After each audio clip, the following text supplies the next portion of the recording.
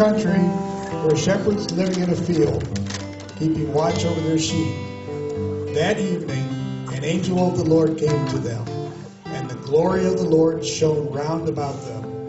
They were terribly afraid, but the angel said to them, "Fear not, for behold, I bring you tidings of great joy, which shall be for all people. For unto you is born this day in the city of David a Savior, who is Christ the Lord. And this will be a sign for you. You shall find the baby wrapped in swaddling clothes and lying in a manger."